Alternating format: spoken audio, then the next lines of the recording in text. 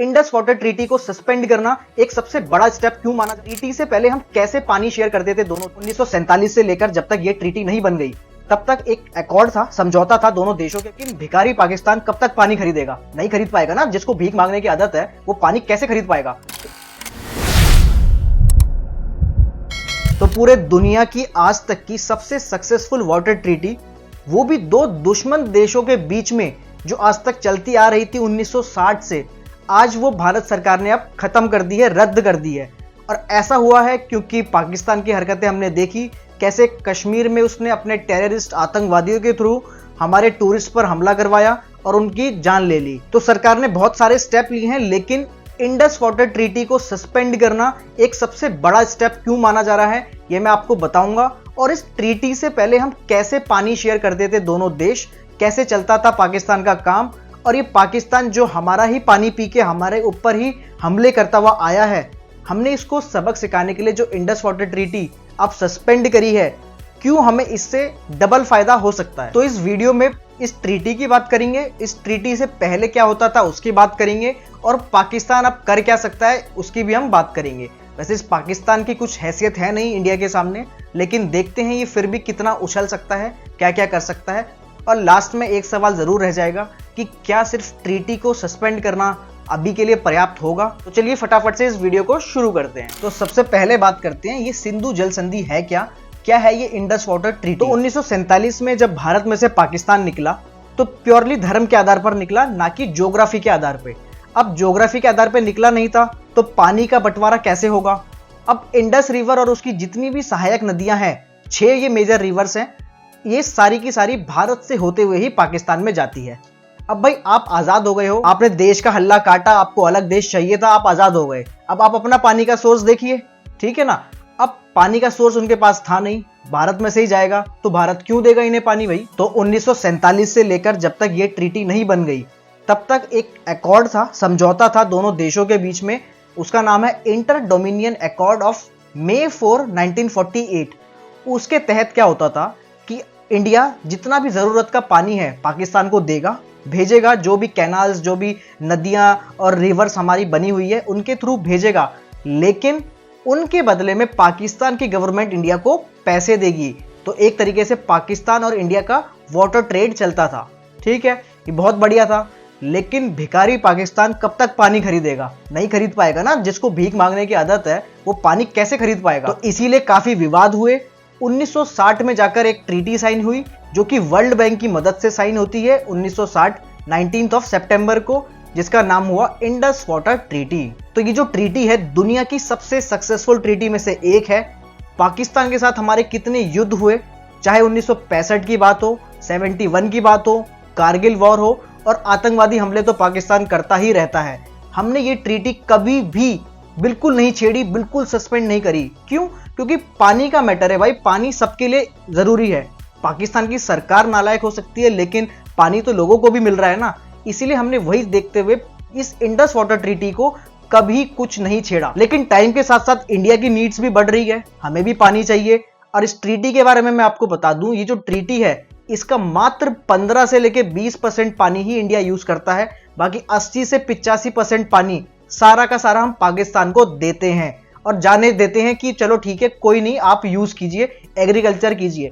लेकिन कब तक भाई? अब नहीं चलेगा ऐसा। तो अब समझते हैं कि इस ट्रीटी में कितनी नदियां शामिल है। तो इसमें मुख्यतः 6 नदियां शामिल है, जिसका नाम है इंडस, झेलम, चिनाब। ये पाकिस्तान को जाएगी, और RBS, रावी, ब्यास एंड सतलुज, इनका पानी इंडिया को मिलेगा। और जबकि खास बात यह है कि 6 की 6 नदियां इंडिया से होते हुए ही पाकिस्तान को जाती है। तो जो ये 6 नदियां हैं, इनमें सबसे बड़ी है इंडस, जो कि तिब्बत से निकलती है, हमारे लद्दाख में आती है, फिर वहां से होते हुए ये पाकिस्तान से अरब सागर, अरेबियन सी में चली जाती है। तो उसी को ये सारी नदियां, जो बाकी नदियां हैं, सपोर्ट करती है। तो सबसे बड़ी जो नदी है वो है इंडस। इसी नदी के तहत इसका नाम पड़ा है इंडस वाटर ट्रीटी, ठीक है।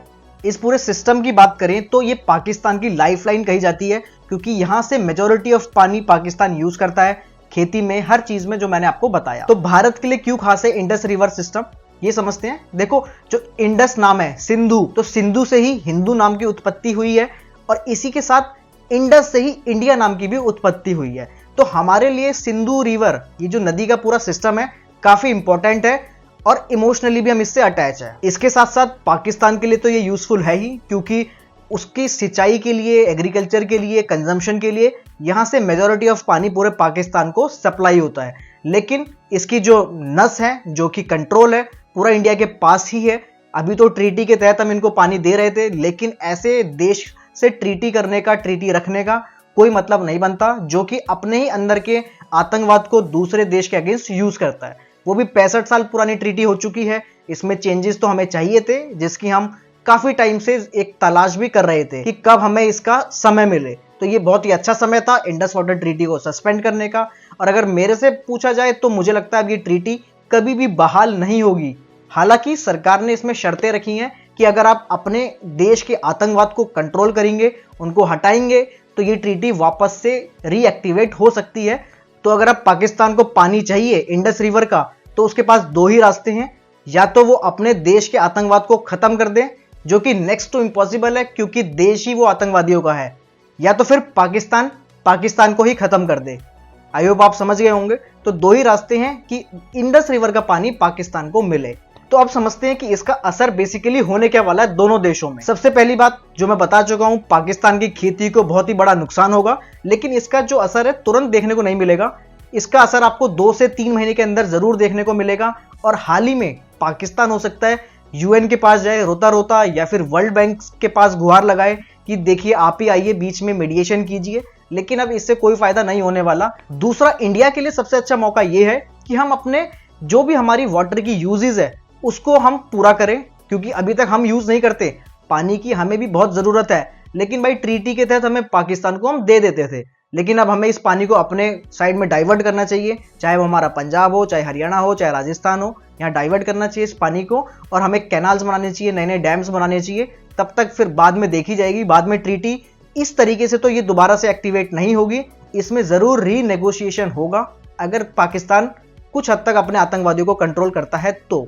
हालांकि मुझे लगता नहीं है कि ऐसा कभी हो पाएगा, लेकिन फिर भी इस तरीके से ये ट्रीटी तो लागू नहीं होगी। तो पाकिस्तान का स्टैंड अब ये है कि उन्होंने एक इमरजेंसी मीटिंग बुलाई है। अब वो मीटिंग करेंगे, देखेंगे कि भाई यूएन जाना है, वर्ल्ड बैंक जाना है, अमेरिका के पास रोना है, चाइना के पास रोना है, क्या करना है। ठीक है, रोने के अलावा उनके पास कुछ और आता है नहीं, तो रोने के वो जगह तलाश रहे हैं अभी मीटिंग करके।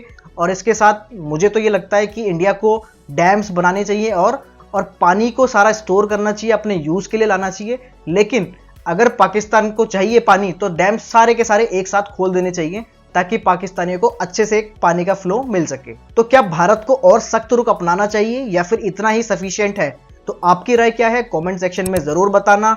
और ऐसी वीडियोस के लिए चैनल को सब्सक्राइब कर लेना। एंड जय हिंद, thank you so much and bye bye.